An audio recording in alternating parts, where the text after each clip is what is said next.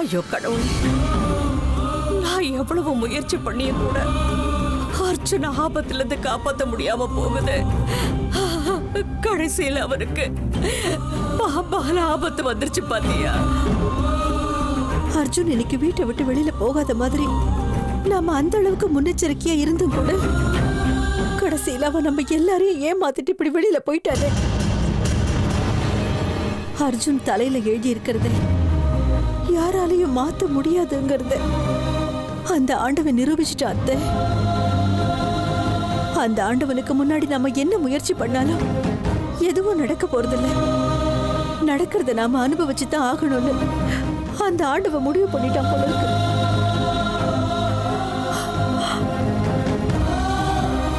அர்ஜுனுக்கு பாம்பால ஆபத்து இருக்குன்னு ஜோசியரை கிட்ட சொன்ன நாள்ல இருந்து அவனை பாம்பு சம்பந்தப்பட்ட எல்லா விஷயத்தில இருந்தும் தள்ளி வைக்க முயற்சி பண்றேன்.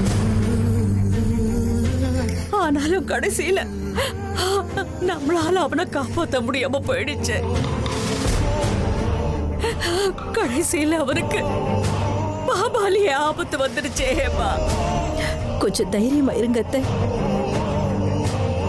அர்ஜுன் தலையெழுத்த மாத்த முயற்சி பண்றதுக்கு நாம யாருங்கிறத அந்த ஆண்டவன் நிரூபிச்சிருக்கான். இன்னும் கொஞ்ச நேரம் காத்திருந்து பார்க்கலாம். இனிமே எங்க காத்துட்டு இருக்கிறது? பாம்பால அர்ஜுனுக்கு ஆபத்து ஏற்பட்டாச்சுன்னும் போது அவன் வீட்டுக்கு வருவானோ இல்லையோன்னு, உயிரோட இருக்கானோ இல்லையோன்னு. தயவு செஞ்சு உங்க வாயால் அப்படிப்பட்ட வார்த்தையெல்லாம் சொல்லாதீங்க. என் பிள்ளைக்கு எதுவும் ஆகாதுங்கிற நம்பிக்கை எனக்கு இருக்கு. ஜோசியர் சொன்ன மாதிரி எல்லாரும் ஆண்டவன் கிட்ட பிரார்த்தனை பண்ணிக்கலாம், மிருத்யுஞ்சய மந்திரத்தை படிக்கலாம்.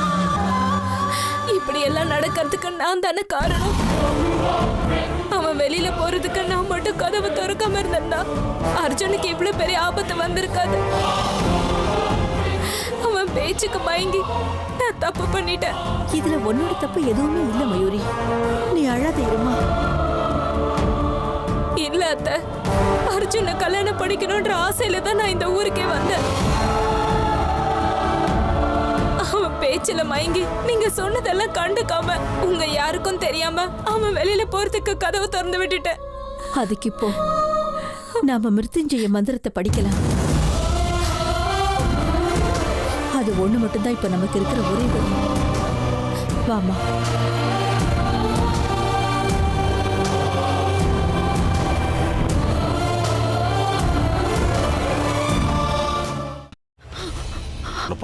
சொல்றதுக்கு வேற ஏதாவது நான் ஏமாத்தி எல்லாத்தையும் என்கிட்ட இருந்து பறிச்சுட்டே தான் பண்ணிருக்கேன். ஏன் இப்படி பண்ண? யார் மேலேயாவது உயிரியே வச்சிருக்கேண்டியாதா? உனக்கு இதுக்காக நம்ம உறவை கூட மறந்துடுவீங்க. ஒரு நிமிஷம்.